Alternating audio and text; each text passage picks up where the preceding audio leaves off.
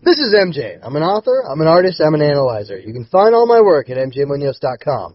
Welcome to Story Over Everything. This is a Skimming Leaves episode where I will be talking about none other than Mr. H.P. That is J.K. Rowling's Harry Potter in Book 5, Order of the Phoenix. So, this, intro portion is being recorded perhaps months after I finish listening to the book, and but do not fear, the recording happened shortly after I finished the book, so it's not going to be awful and crazy. I do have some fun facts I want to share about Order of the Phoenix with you, and I'm going to go ahead and do that very shortly. So listen up to this as I get you ready to jump into the episode to hear my raw thoughts and reactions on the book, on the story, on everything going on.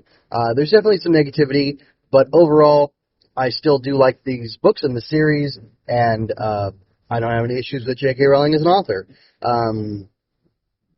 Yes.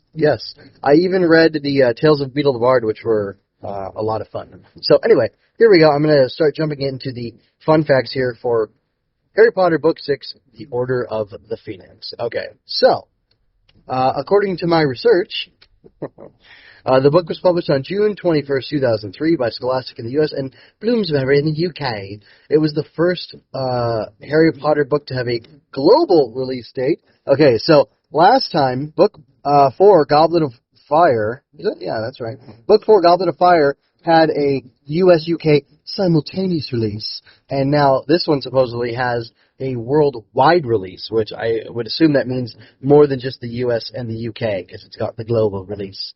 The book has 766 pages in the U.K. edition and 870 pages in the U.S. edition.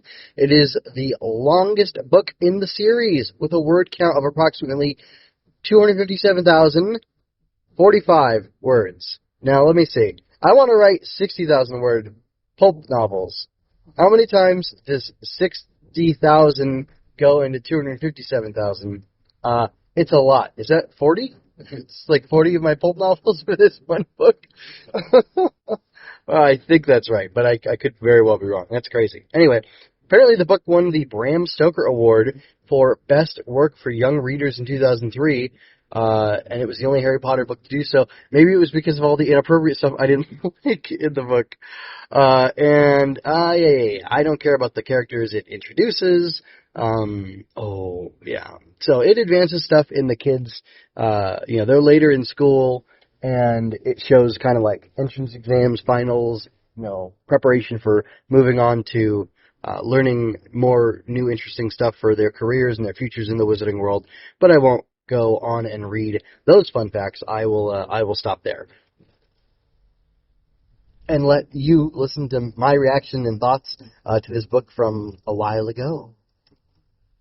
I had two interesting things happen to me along the way of listening to these books. There's a third, but I won't mention it because it doesn't matter. So, the two interesting things that happened to me on the way of listening to this book is that, one, I ran out of I had to return the book to the library, the digital library that I'm using. And I had to take like a 2-week break from listening because of some training that I'm doing with somebody that impacted my ability to listen. And when I finally got back to the book, I found that it was time for it to go back. And then I desperately cast it around for another way to find it. I finally did find a fan version of a reading of the book, and I went ahead and listened to that. But that's piracy, you might argue. And I would say, yes, technically that is 100% true. However, I had the book for the entire period of time in which I could have listened to it, and I didn't because of circumstances. And to cover myself, I'll probably just check it out again as soon as it becomes available, because I have it on hold again to do that very thing. So, anyway, I don't know. It's kind of like, does it really matter? But, I don't know. I feel weird about it. But anyway, so I did that. And I've also been considering just outright buying the books because I imagine there's something that might be reread in the family from time to time. So, we'll see. And so, getting back to the actual book, I really liked it. when I think about it, this was a book of transition. It was a book of basically the world of Harry Potter opening up. Harry learns a lot more about the wider wizarding world. In the end game of the book, he leaves Hogwarts. He entirely goes off of campus to deal with things, which is interesting to point out because at the end of Book 4, Goblet of Fire, he also went off of campus to deal with things, whereas Prisoner of Azkaban had them definitely staying on campus, as did Chamber of Secrets and Philosopher's Stone. So, it's interesting. Those first 3 books enabled Harry to deal with Voldemort in some way, essentially, that had him staying on campus and doing everything at Hogwarts, which is supposed to be a very safe place because of all the counter charms and protection spells and whatever that are there. But we can see that dangers can still creep in. But then, Book 4 pulls him out of Hogwarts into danger against his will, and then in Book 5 he goes out of Hogwarts into danger because it's his will. And I kind of imagine that that'll happen again in this in the 6th book, but I don't want to talk about that right now. I'm just talking about the 5th book. And I don't know, it's just really interesting how it really opens things up. You get to see more into the Weasley's family life. You get to visit with Harry's godfather at his family home, which is very interesting and is utilized for a plot point. It's interesting the fact that that place is chosen as the base for the Order of the Phoenix, and then there's a certain measure of betrayal that happens because they're at that home and one of the servants in that home, and it basically serves to pull Harry against. See, he leaves according to his own will, but he's basically trapped into it or fooled into it, and it's really interesting that happens because you get to see him making moves on his own and doing things because he wants to do them, not because he has to survive, but because he wants to, because he thinks it's the right thing for him to do, even if it puts him in danger. And that's interesting because he's going from a passive protagonist who's just kind of going through these things and luckily surviving, to a more active protagonist who's choosing to face things, and that's really interesting. So I like the steady growth that we're seeing and the steady development that we're seeing in his character. And so I wonder if it's not a good idea to keep doing these without spoilers. I'll finish off Harry Potter with not having spoilers in the book I'm talking about. I'll refer back to things from the last book because they're so interconnected. You'll hear those things, but I'll at least give you a chance. So it's difficult, and I think in the casual book chats I want to go ahead and do a couple minutes worth of talking about it without my without spoilers, and then I'll just go ahead and relax and say everything I want to say. So again, I'm reaching back in my mind to Order of the Phoenix. Yeah, it's all very fascinating. It's all very interesting how it works out that Dumbledore basically has this private army, you could say, that he's setting up to oppose Voldemort. And then you get this dynamic of conflict coming not from Voldemort, but from the Ministry of Magic itself. And it's partly because they want to pretend Voldemort isn't back, so that they don't have to deal with the consequences of him being back, and they don't have to look bad saying that he's back, because they have been making assurances to people that Voldemort is well and truly gone, that Dumbledore is some sort of crackpot who thinks Voldemort is back, perhaps he's a conspiracy theorist, and that Harry is an attention-seeking, no-good kid.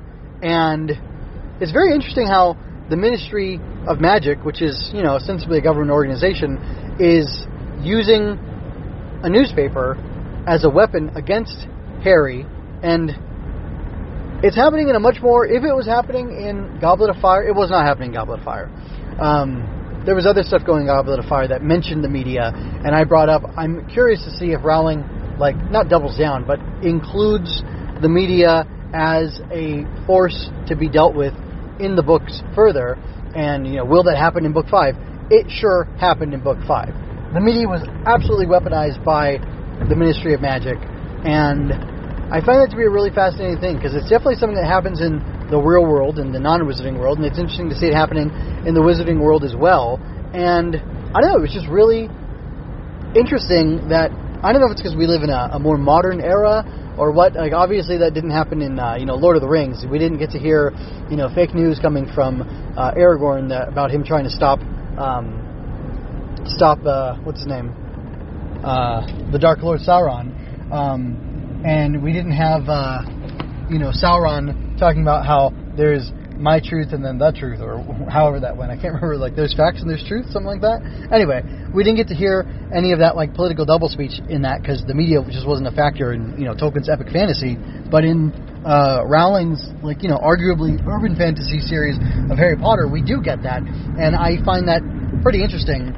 And I don't quite know why she did that, and I don't remember how far back urban fantasy goes, and if she's just, like, playing on a part of it, or if she's just doing her own thing. And just, it's interesting because she's trying to say, well, what if wizards were really real, and what if they did actually interact with the non-wizarding world, and what if the wizarding world was like this, secret, elite sort of, sub-population that, kind of did things in their own interesting way, and it had, effects on the rest of the non-wizarding world, and what would happen in that situation, which is interesting, but I don't necessarily like it. Like in Narnia, if in the Chronicles of Narnia at some point, well, I mean, they did interact.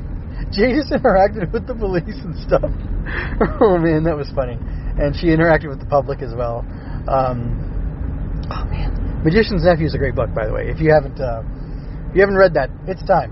Just stop what you're doing and go listen to that, go read that. It's a very good book. Anyway, but, like, yeah, he had Lewis, that is, in The Magician's Nephew, he had the fantastical meeting and interacting with the mundane, and it was interesting, but there wasn't any, like, social commentary type thing going on. It was like a cop dealing with people who he thought were drunk or crazy, not realizing that they were actually magical and actually, like, really powerful beings, or at least one that could, seriously do him harm. And there was a comedy to that, because you're seeing the absurdity of the magic interacting with the mundane in a way where the mundane doesn't grasp it, and it made for a funny situation. So, and there's other stuff as you go further into The Magician's Nephew, where there's comedy by the contrast of the real world versus, Narnia, that world. And that's pretty interesting. And but it's the way it's done, the way it's handled.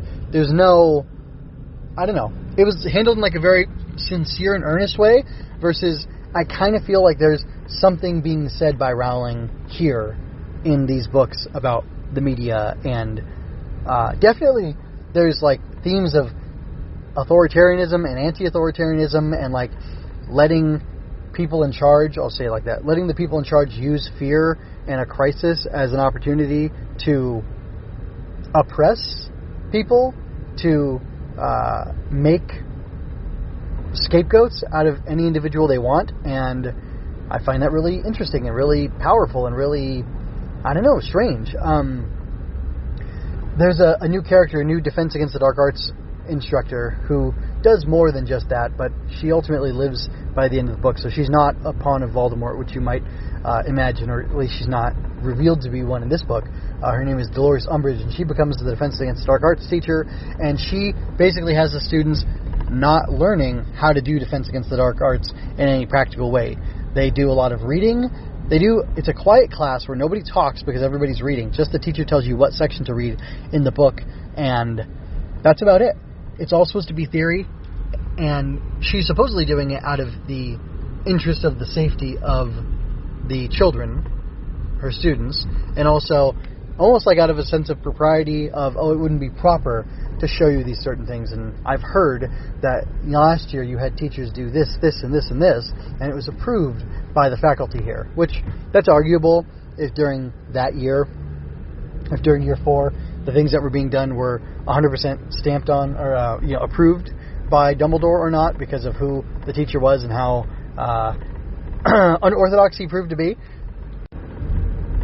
But anyway, that's for another time to talk about. So it's interesting that what happens is the kids end up figuring that, if we're going to be left without an actual Defense Against the Dark Arts education, if something happens to us and we need to use our wands to do spells to defend ourselves, anti-jinx, anti-charms, that kind of thing, we're going to be in big trouble, and we will become injured and hurt and killed, possibly, by Voldemort and his forces if they are in fact back. Which there's a whole kind of controversy throughout the entire year of the book, that is Voldemort really back? And it's just, again, it's interesting. It's interesting that it's this controversy, and it's this kind of this political hot potato that's being dealt with, and I don't know, they're trying to get Dumbledore fired and kicked out, and there's all this staff stuff going on with the school, and the Ministry of Magic basically puts Umbridge in as a teacher to do their will at Hogwarts and make sure it conforms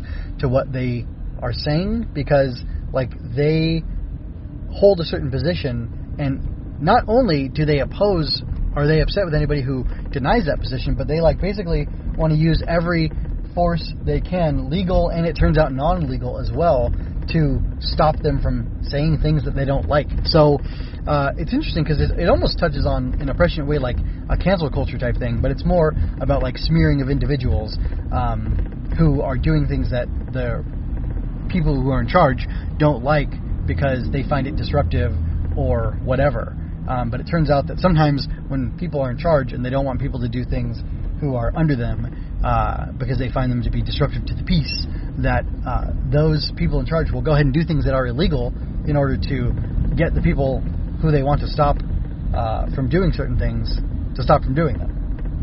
A favorite example of mine, because of how horrible it is and how plainly horrible it is that my American FBI, Federal Bureau of Investigation, was weaponized against one Martin Luther King Jr., who we now lionize and have a holiday for, and they did a bunch of illegal spying on him and had a bunch of illegal information on him, and they wrote him letters sending him documentation of basically blackmail, telling him that he should kill himself.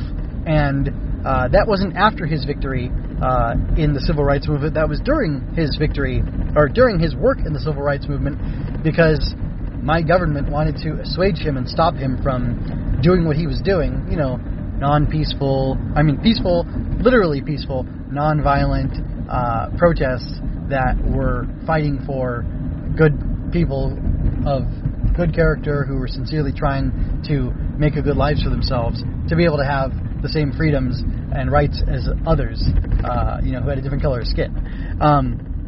So it's really interesting how people in power, in order to protect their power, they will do immoral things, they will do illegal things, and they will hurt whoever they have to maintain their sense of control. And it's fascinating that that's going on. That's the subtext of the book.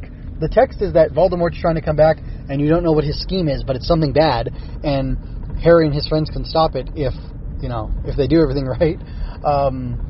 And I don't. It's a very interesting thing, because Voldemort isn't at Hogwarts. He doesn't want to be at Hogwarts. He's not trying to be at Hogwarts. He's trying to lure Harry out, basically, in order to do a thing, which I won't go into.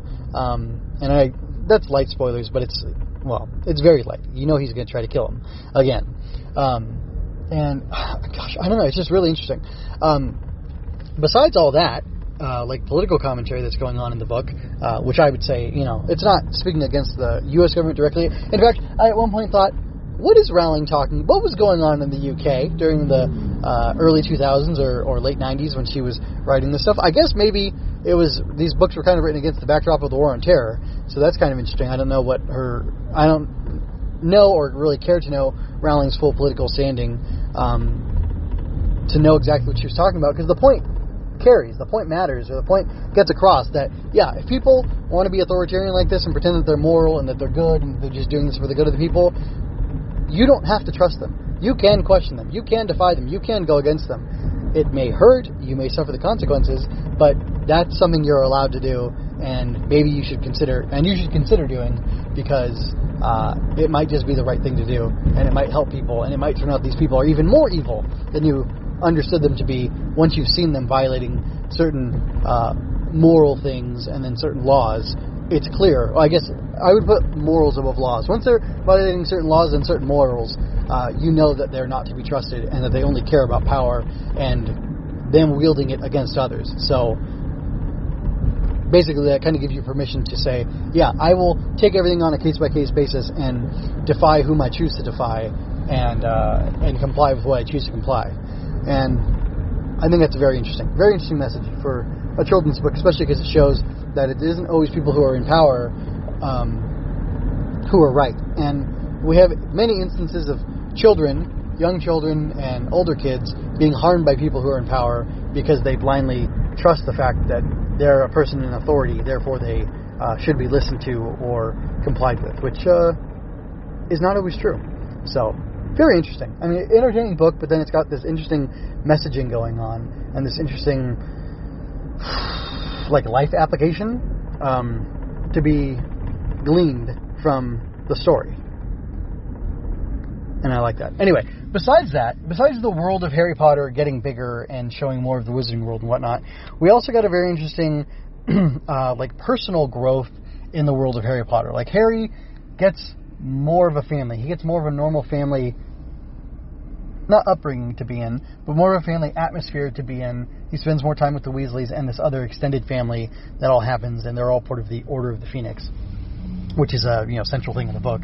And it's really interesting to see, and it's really lovely, and it also works because the character interactions are entertaining, but they're also interesting, and they cause you to ask questions about the world and the character and the history of all the characters, and how they got to be where they are and how their relationships got to be at the state that they're at. And I think it was just really fascinating to see how all that played out. And it's interesting because Rowling just keeps adding stuff to the books and texturing them and layering them with things that make it more enjoyable to read. And there are these little hooks that kind of get in your head that's oh, well, if this is the case, then what about that? It just sparks questions and kind of sparks the imagination. And I think she does a really good job of, and I think I can see why so many people are such crazy Harry Potter fans, because there's a depth to the story and a depth to the technique of the storytelling that really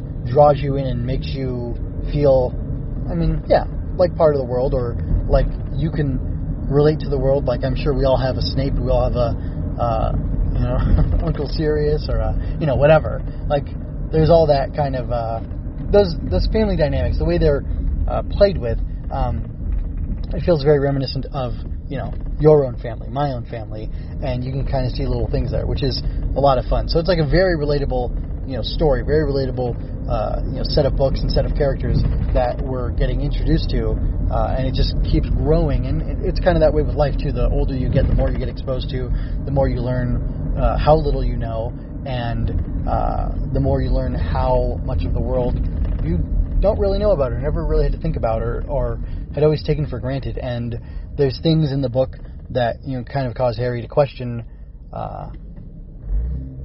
certain parts of his past that he had seen in a certain light, and now he sees them in a different light, and that's just really interesting and compelling stuff.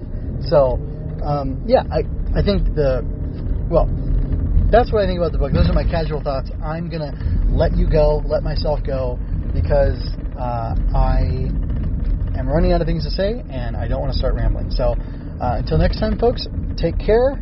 Thank you for your time and attention. Thank you for listening. Come back for more. Be well. And this is MJ signing out. I hope you enjoyed that. Go to mjmunoz.com to leave any questions, comments, or other feedback you might have. There you can find all of my analysis, art, and fiction. I cover books, tokusatsu, comic books, anime, and more. Look around. You're sure to find something else that you'll enjoy as well. This has been a Story Over Everything production.